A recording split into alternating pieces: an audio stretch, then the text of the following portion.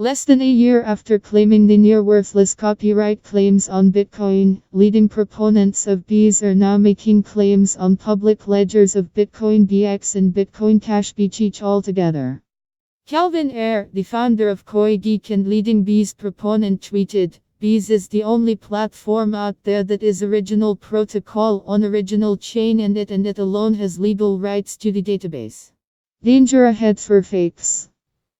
According to their assertions, the records on the public ledgers of Bitcoin hard forks belong to Bees. CSM makes claim on public ledgers of cryptocurrencies. Source: in a reply to Grayscale Investments, one of the leading trust platforms for Bitcoin and crypto investments, which does not include Bees, Ayre says, "Enjoy crypto betting and casino on 1xBet.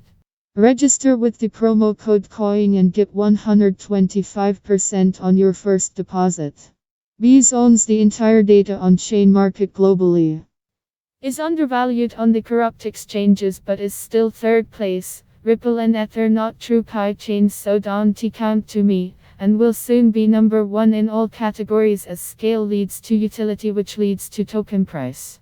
The claims are preposterous and bizarre because they claim to own a public database of a decentralized network. 75% of Bees hashrate controlled centrally, as reported yesterday on Coindeep. Bitcoin EV's Bees underwent a hard fork.